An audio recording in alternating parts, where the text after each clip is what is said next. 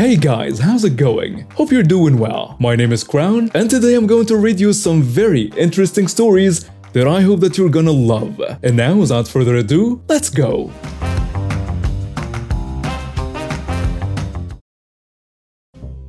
About 7 or so years ago, I was living in an apartment complex with my wife and a few roomies. It was one of those places that had just enough parking spaces for the people that lived there, so parking could be tight. So when someone say parked over 2 spots or parked really close to the line, people took notice. In this complex we had maybe 3 to 4 handicapped spaces, a few in the front and one next to each walkway entering the complex in the back. Where our apartment was, it was closer for us to park in the back close to where one of these spots were. We did not need the handicapped space. The handicapped space was right next to a walkway which led to the entire right side of the complex. The walkway doubled as a van access space for the handicapped spot next to it. For a few weeks, this one guy, we will call him Bob, parked in the marked-off van access space with his very expensive car. Bob would park so far up the ramp that you had to step up the curb and onto the grass to get around his car.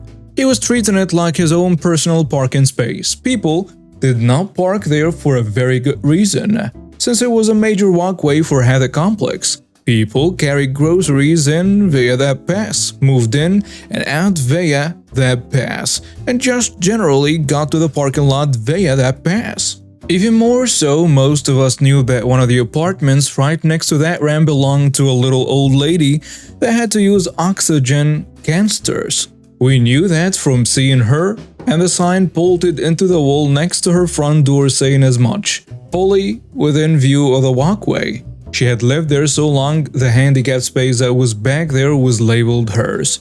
I personally saw her struggle to get around the car once, as well as other people moving boxes or furniture. None of this even fazed Bob.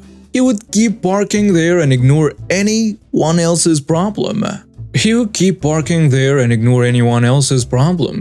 We complained to the office, who just told us to call the tow truck.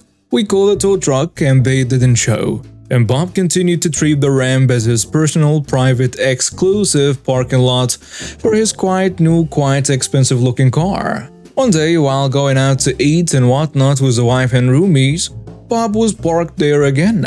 All 4 of us were upset by it and a few comments were made.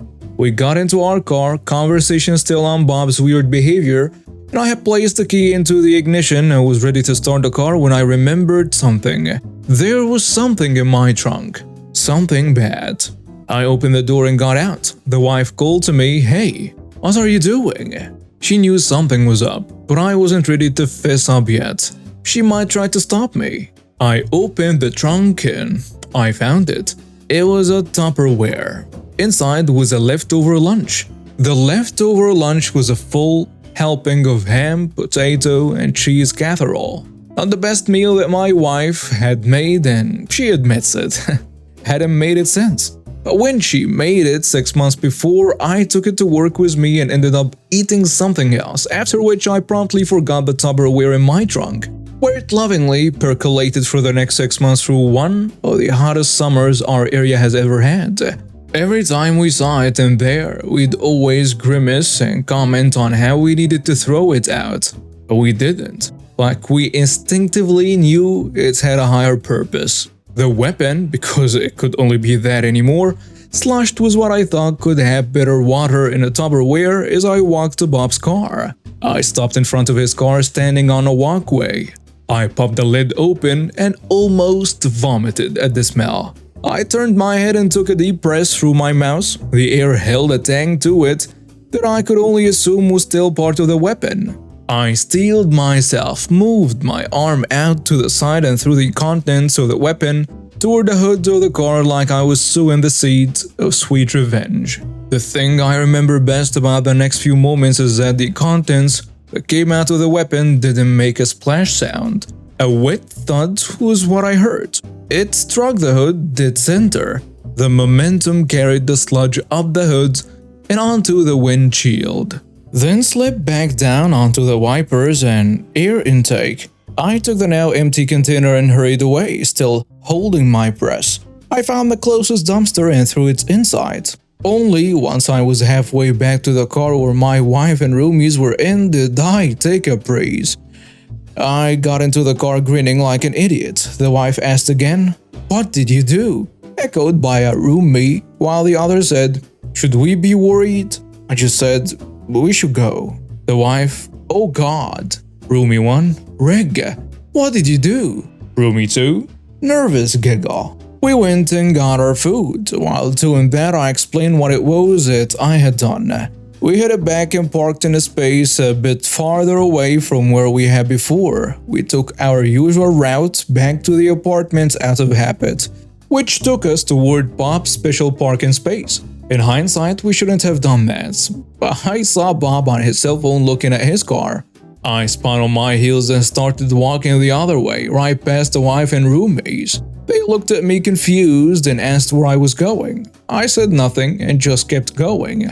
They followed me to another route into the complex that was much farther away, but gave us a clear look at Bob from behind as we got close to our apartment. Bob was talking to someone and it was very clear he was not happy.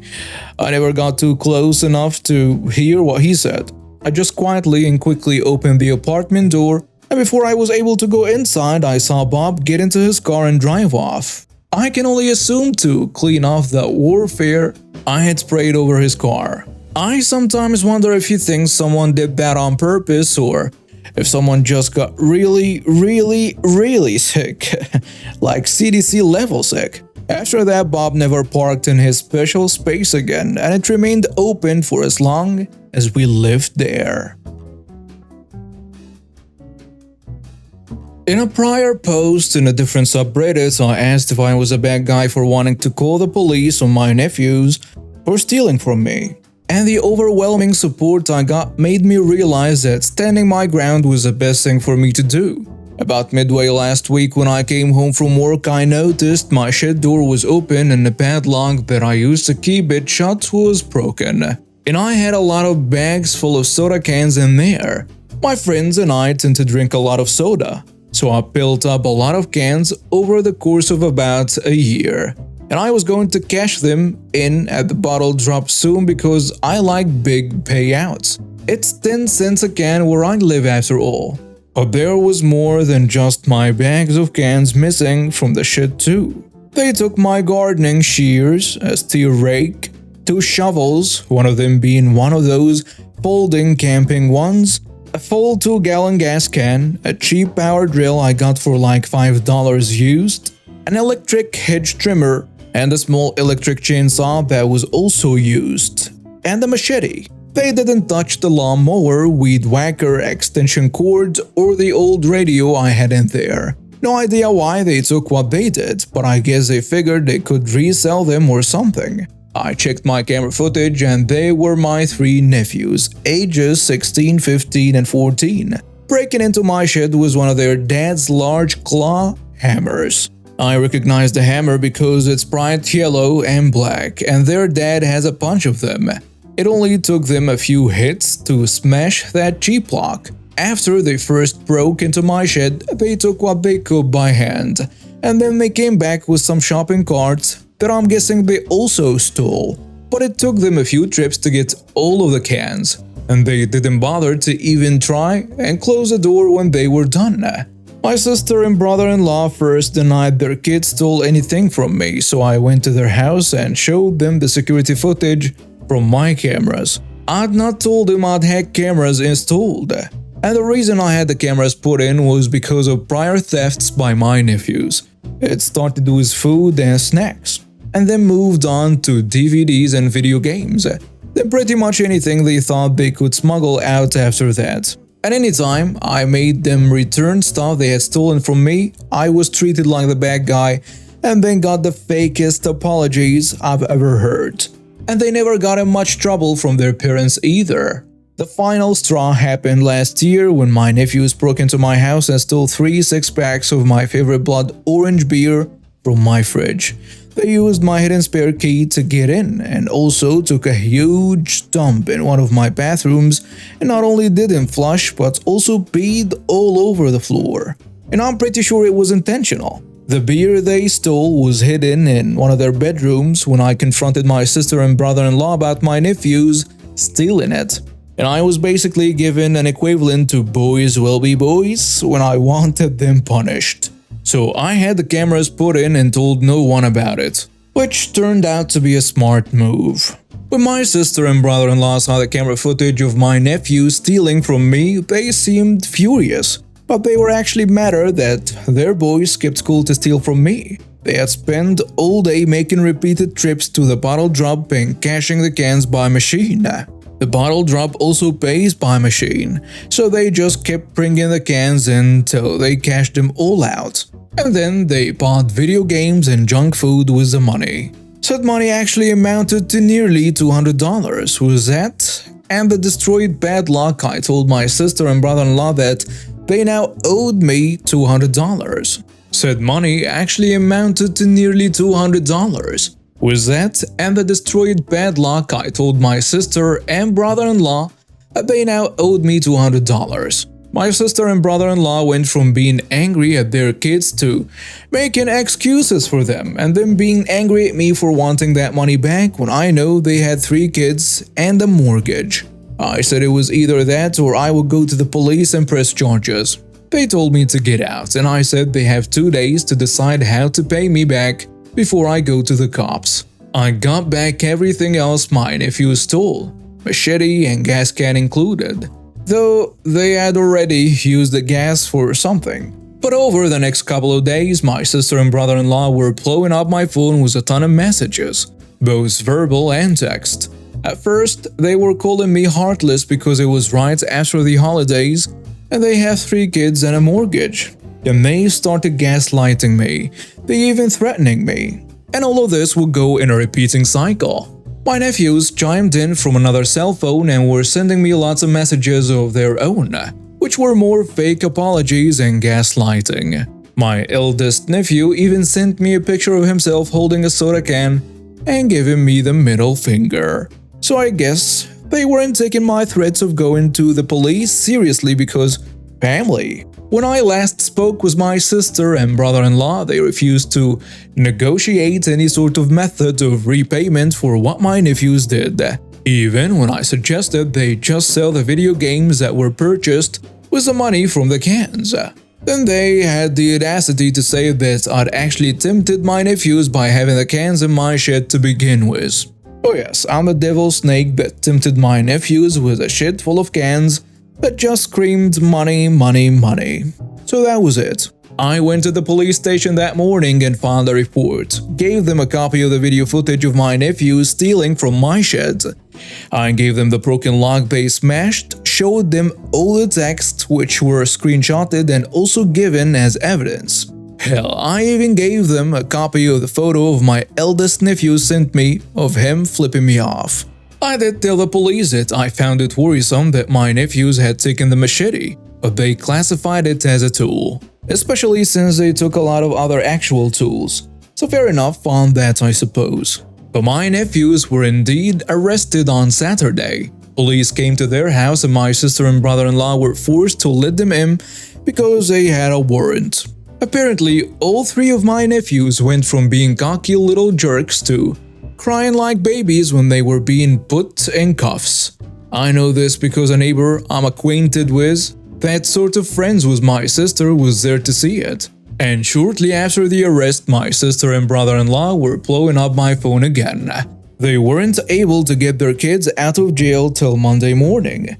And now the boys are being charged with larceny, willful destruction of property / vandalism, and harassment. The police took this whole case pretty seriously as there has been complaints about my nephews for some time, but nothing was proven until now. The past few months bags of cans have actually been going missing all over the area. Don't know if it was my nephews or not, but they are likely suspects. And with word spreading of their arrest, let's hope other neighbors with security cameras came forward with more footage. My sister and brother-in-law showed up at my house too. I refused to open the door and told them that this all happened because they are enablers who refuse to hold their kids accountable for their actions. That made them just scream and pound on my door more till I threatened to call the police on them too. and since I've done it already, they know I mean it now. So they left without any more trouble, but they went back to blowing up my phone. I didn't block my sister or brother-in-law. Instead, I decided to just save all of the messages they sent me because I've made the decision to take them to small claims court over this. I don't really need or want the money, and I've already replaced the destroyed bad luck with a much better one. However, the kids aren't the only one who need to be taught a lesson. In the end, I hope I put them in enough of a hole that they learn not to screw with me ever again. I also have the full support of my family on this, my parents, aunts, uncles, cousins, and so on. They are all supporting me in this because my nephews had stolen from them too. And after banning my nephews from my house, some of them did the same. I am going to push for my nephews to get community service, and a reason why isn't just because it's a good idea, but also because I know that they will hate that the most. Whenever they are made to do any kind of work they don't want to do, they just stand around griping and act like the whole world is against them. So hardly anything ever gets done. Perhaps a few hundred hours of unpaid work will teach them some manners. They have been spoiled far too much. I, 27 female, am engaged to my fiancé Raf. Raf and I are paying for our wedding ourselves. That was always something we planned on doing, and we have saved for a number of years to afford a nice wedding. Ever since my dad died when I was 6, I knew in the future if I got married, his dad, my granddad, would be walking me down the aisle and dancing with me in dad's place. Honestly, I think even if dad was alive, I'd have both of them because granddad and I always had a special relationship. When I played weddings as a kid, I used to have both of them walk me down the aisle. I was upfront about asking granddad to my mom and stepdad. They didn't take the news great. My stepdad wanted to be the one who performed as father of the bride, and he told me as much. He didn't like that I was giving him and my mom focus as a couple, but not him as my dad. And he said this because I arranged for a special dance for the two of them as well as a special toast to the two of them during the wedding. He said after being in my life since I was 7 when I met him and being my stepdad since I was 9, when he and mom got married officially, he feels like he is more deserving of the role. I told him I understood he was upset, but I had made my decision. He said it was childish to keep to a decision I made as a baby and never open myself up to alternatives. When I didn't give in, they got a little huffy and I decided to leave to give them some space. Then my stepdad came to me and said I should let him pay for the wedding. This came out of nowhere honestly, but I knew instantly what he was trying to do. I knew that if I took his money, I wouldn't be able to say no to him. It would be entitled as hell to let him pay but not give him the role he wants and the jobs he wants to do. It also wouldn't have felt right to me anyway because I never went to him for anything. So it would have felt like I was taking advantage and he's never going to be my dad. He can't buy that from me, so I stuck to my convictions and said, "Thanks for offering, but we're good. We have the money." He went on a long rant about how traditionally, the father of the bride always pays for the wedding and how tradition is important, and he said it was bad luck to pay for your own wedding. I told him we were a more modern couple and had chosen to pay for our own wedding with no financial contributions from anyone. He was angry and he left. Ever since, he and my mom have said I disrespected him immensely by denying him the right to pay. Mom brought up how he comes from a very traditional and conservative family and that it's shameful for him not to be paying for everything. She told me he had been looking forward to paying for my special day and I threw his more than generous offer in his face. My stepdad told me I had ruined the whole wedding for him now. Also, I don't want both granddad and stepdad to do the walk/dance. Am I the jerk for what I did? And now some comments on the post. Someone saying, quote, "My stepdad told me I had ruined the whole wedding for him now." Okay, how ridiculous is it to say something like this to the bride? OP, you should make them be ashamed of themselves for trying to manipulate you financially into giving your stepdad a role. Since they care so much about paying, They should be okay with you still walking with your granddad, shouldn't they? Another commenter adds, "Not the jerk. You told mom and stepdad what your plans were. Stepdad thought that he could pull out his magic checkbook and take control of your wedding. When he figured out you weren't going along with his thinly disguised plan, he threw a tantrum that you were ruining the wedding for him. By the way, it's not about him. If he hadn't acted like such a brat, you might have been inclined to figure out a way to honor his contribution to your life. His behavior has made that impossible. I hope you have a wonderful wedding and happy marriage. Hugs and good luck." And now we have reached the end of today's stories. Thank you for watching and see you next time.